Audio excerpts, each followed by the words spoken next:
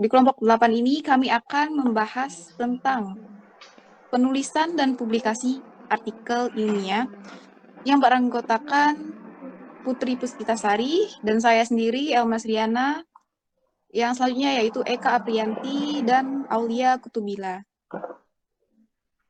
Langsung saja kita ke pemaparan materi, yaitu yang pertama yang akan disampaikan oleh Saudara Aulia Kutubila, yaitu tentang latar belakang dari publikasi itu dan tujuan dari publikasi.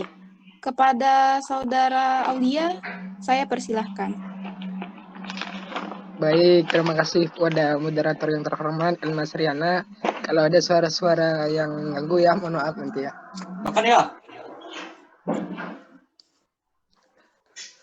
Baiklah, lanjut kepada materi. Yang pertama yaitu latar belakang publikasi artikel ilmiah.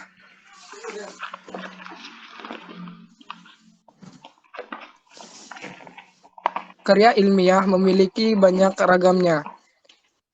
Nudin membedakan karya ilmiah menjadi dua, yaitu karya tulis berkependidikan dan karya tulis penelitian.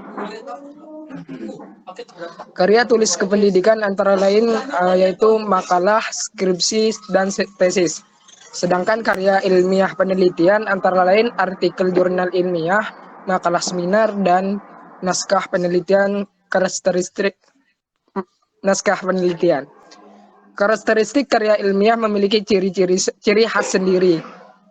Beberapa karakteristik karya ilmiah antara lain: 1. Menyajikan fakta, 2. Menyajikan definisi, 3. Menguraikan permasalahan dengan cara jelas dan lengkap, yang keempat menerapkan teori-teori secara spesifik, dan yang kelima disajikan permasalahan dengan cara diedukasi atau berproses.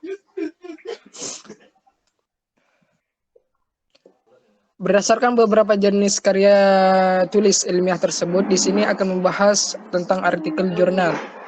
Artikel jurnal adalah makalah yang mengalami variasi dan adaptasi tertentu berdasarkan aturan media yang menerbitkannya tanpa meninggalkan prinsip dari struktur, format, sistematika, dan isi makalah ilmiah. Baiklah, selanjutnya ciri-ciri bahasa ilmiah yang digunakan dalam karya tulis ilmiah antara lain: 1. Bersifat lugas, 2. Mematuhi kaidah-kaidah gramatika, 3. Efektivitas kalimat-kalimatnya terpenuhi, 4. Kosakata yang digunakan adalah kosakata baku, yang kelima kalimat-kalimat tidak menimbulkan tafsiran ganda, yang keenam bebas dari makna kias dan figur bahasa, 7. Mematuhi persatuan penalaran, dan terakhir 8. Mematuhi kaidah-kaidah ejaan yang berlaku. Bising tuh. B. Tujuan publikasi artikel ilmiah. 1. Memperoleh saran atau masukan. Salah satu tujuan dari publikasi ilmiah adalah memperoleh saran dan masukan dari reviewer. Saran atau umpan balik ini sangat berguna bagi penulis agar bisa lebih baik lagi dalam menulis tulisan ilmiah.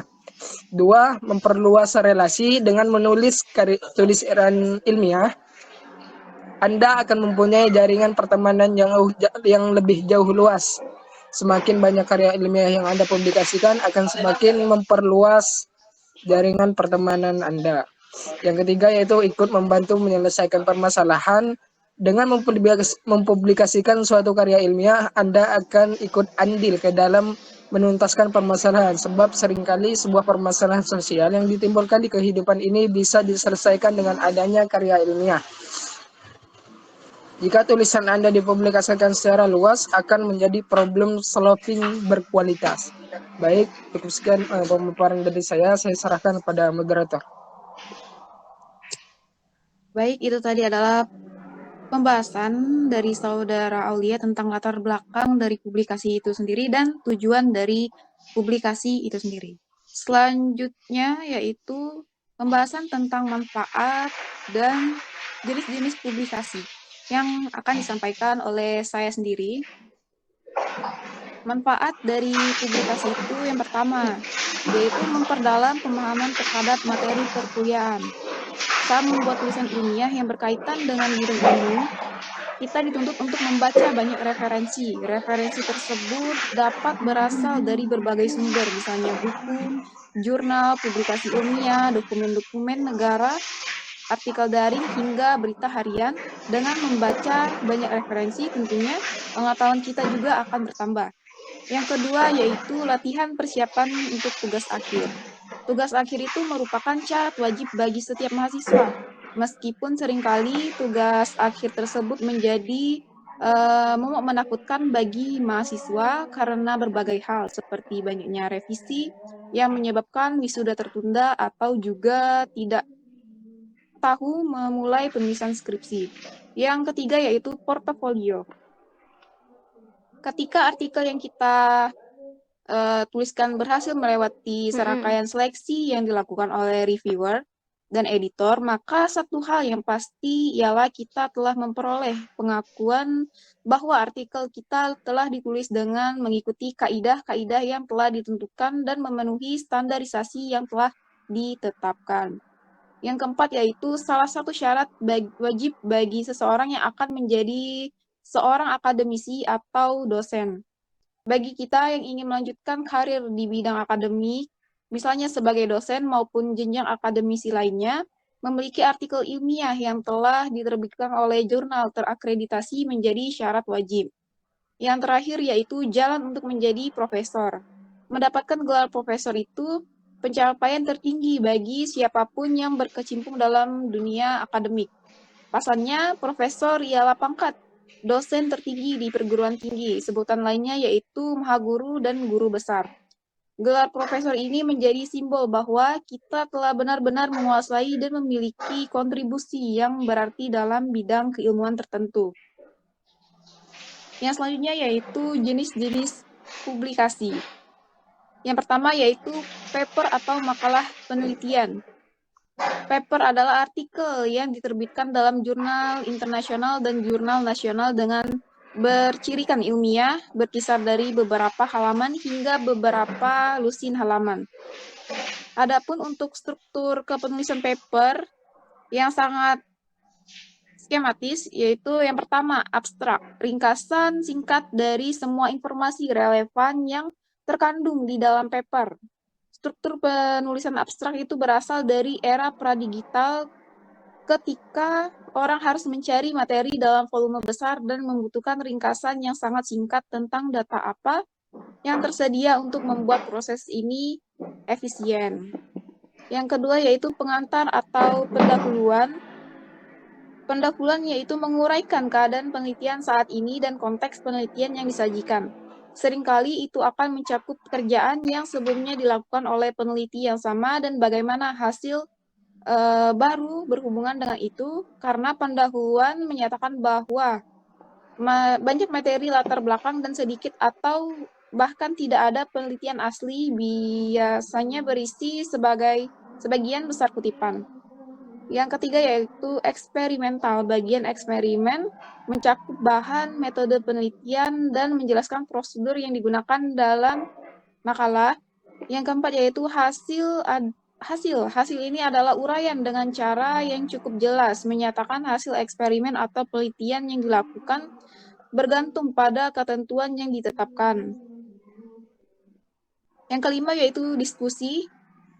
Yang keenam, ucapan terima kasih. Dan yang ketujuh, yaitu referensi.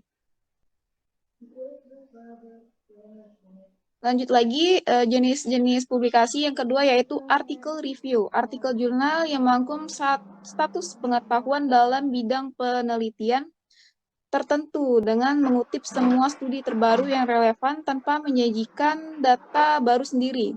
Selain jenis-jenis publikasi ilmiah lainnya yang mungkin pula berisi surat kepada editor, resensi buku, atau jarang jenis artikel lainnya. Yang ketiga yaitu buku pelajaran menyajikan status pengetahuan dalam bidang sains tertentu dalam format yang mudah diakses. Yang keempat yaitu prosding konferensi. Kumpulan abstrak bisa juga dipublikasikan yaitu berupa ringkasan singkat pembicaraan atau poster yang dipresentasikan pada konferensi ilmiah dalam bentuk buku. Yang kelima yaitu monografi, sebuah buku yang cakupan pastinya bergantung pada bidang penelitian. Yang keenam yaitu flora atau fauna atau panduan lapangan, yaitu buku-buku biologi tentang organisme yang dapat membantu mengidentifikasi nama ilmiah tumbuhan atau hewan di wilayah tertentu dan memberikan informasi tambahan tentang spesies tersebut. Yang ketujuh yaitu modul atau diktat pembelajaran, mencakup juga artikel ilmiah dalam bidang pendidikan, yakni tulisan yang berisi gagasan atau tinjauan ilmiah dalam bidang pendidikan formal dan pembelajaran di satuan pendidikan. Yang kedelapan yaitu tulisan ilmiah populer. Selain itu, terdapat tulisan ilmiah populer yang mencakup karya ilmiah yang dipublikasikan di media massa seperti koran, majalah, dan media online. Yang terakhir yaitu presentasi pada forum ilmiah. Jenis publikasi ilmiah ada bermacam-macam, salah satunya adalah presentasi pada forum ilmiah. Adapun jenis presentasi pada forum ilmiah yakni menjadi narasumber pada seminar atau lokakarya ilmiah, bisa juga dengan menjadi narasumber pada kolonium atau diskusi ilmiah yang biasa dilakukan. Baiklah, itu penjelasan saya yaitu tentang manfaat dan jenis-jenis publikasi. Selanjutnya yaitu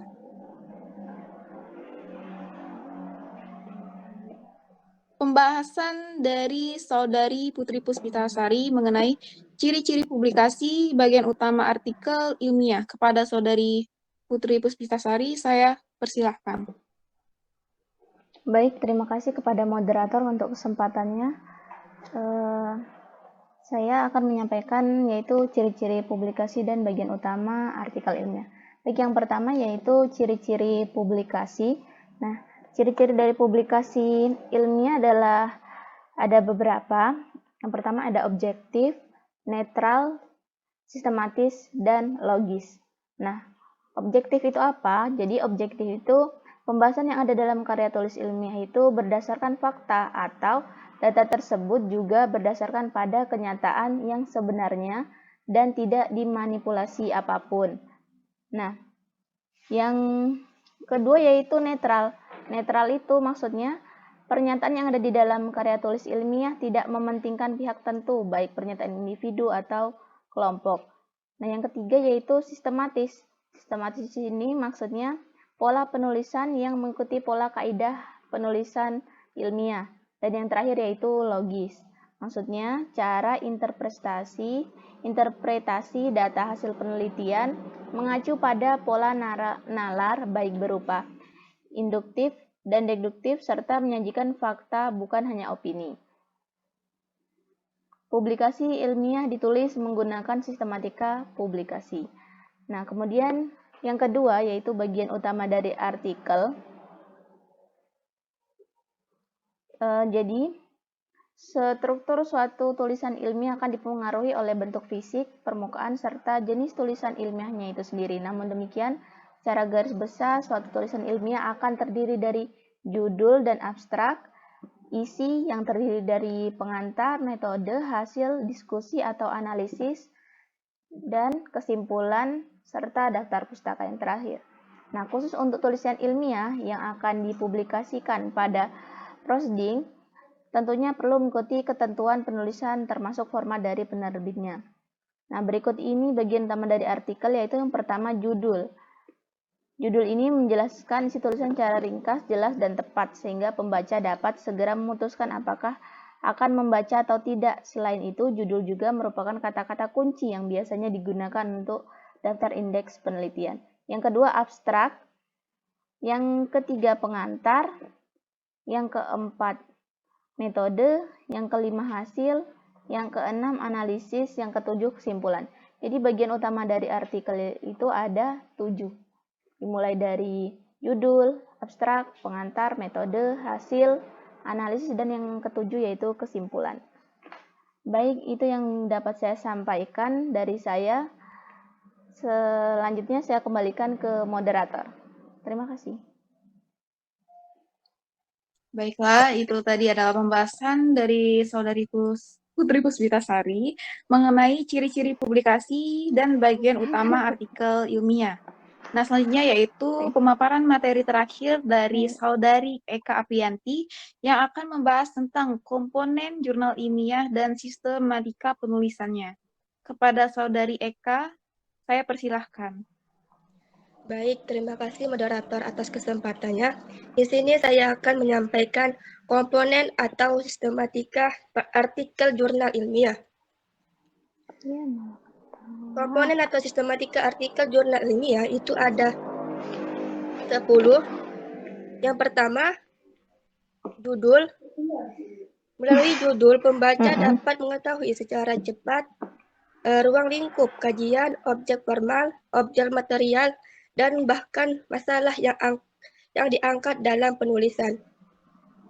Oleh karena itu, judul harus dibatasi dengan ruang lingkup objek penelitiannya. Yang kedua, nama penulis. Di dalam artikel ilmiah, untuk menghindari senioritas dan wibawa penulisnya, maka pencantuman nama penulis artikel ilmiah hendaknya tanpa disertai gelar akademik. Yang ketiga, abstrak dan kata kunci.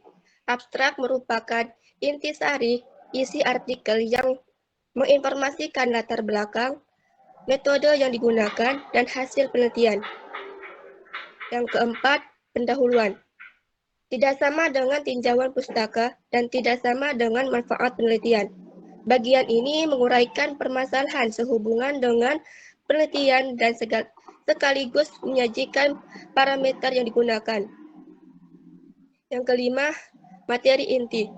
Bagian ini biasanya diberi judul sendiri dan isinya bervariasi. Namun pada umumnya berisi tentang kupasan, analisis, argumentasi, komparasi, keputusan, pendirian, atau sikap penulis terhadap masalah yang dibicarakan.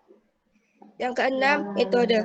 Metode adalah petunjuk praktis suatu penelitian dilakukan. Yang ketujuh, hasil penelitian. Hasil penelitian adalah uraian argumentatif berdasarkan teori-teori yang digunakan dalam rangka pengujian hipotesis, asumsi, atau pengkajian diterapkan dalam perumusan masalah. Yang kesembilan, hasil penelitian disajikan dalam bagian materi inti. Bagian ini penulis mendiskusikan pertanyaan-pertanyaan penelitian dan menunjukkan bagaimana temuan-temuan tersebut diperoleh, lalu diinterpretasikan dengan struktur pengetahuan yang mapan sehingga dapat dimunculkan teori atau paradigma baru. Yang kesembilan, penutup, simpulan, dan saran. Artikel ilmiah diakhiri dengan bagian penutup yang berupa simpulan. Ciri-ciri simpulan adalah abstraksi, implikasi, pernyataan umum, deduksi, dan interpretasi.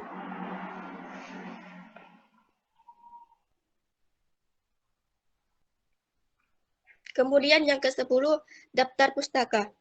Daftar referensi yang ditulis harus yang benar-benar menjadi bahan dalam artikel ilmiah. Penulisan buku, artikel jurnal dari internet, artikel surat kabar dari internet, dan artikel surat kabar tanpa nama penulis langsung disusun berdasarkan objek. Penyusunnya digunakan dengan spasi rapat.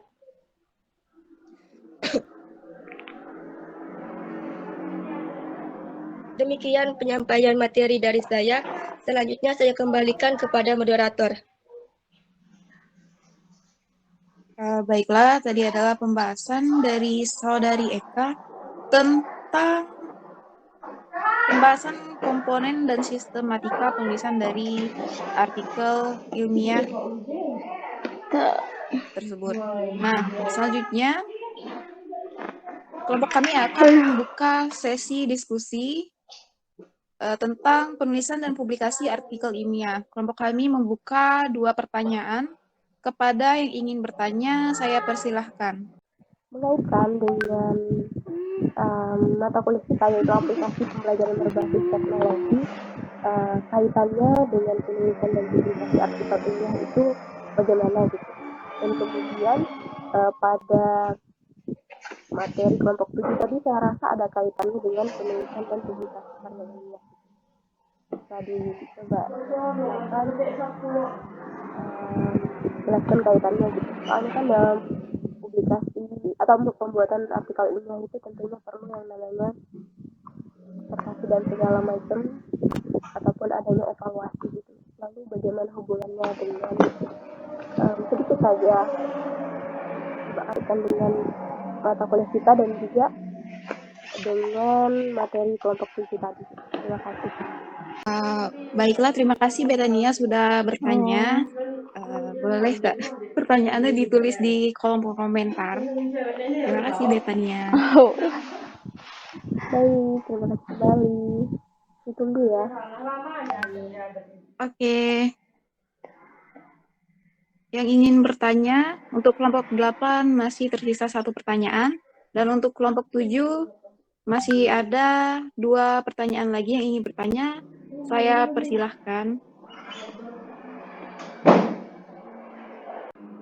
Baik, izin menjawab pertanyaan dari Saudari Betania. Saudari Betania ada?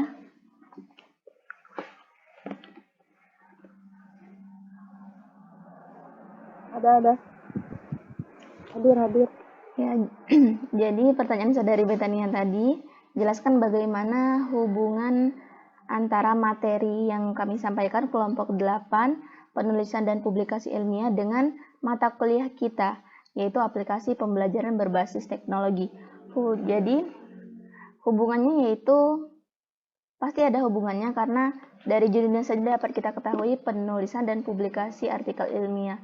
Hubungannya dengan mata kuliah kita yang ada sebutan aplikasi. Pasti dalam penulisan artikel ilmiah ini menggunakan aplikasi berupa biasa kita pakai Word gitu kan, atau yang lain-lain. Kemudian teknologi pasti itu juga berkaitan dengan teknologi, terutama dalam publikasi artikel ilmiahnya sendiri.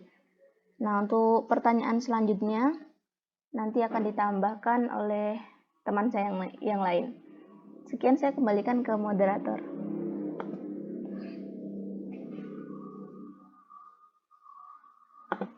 Terima kasih moderator, saya rasa cukup ya.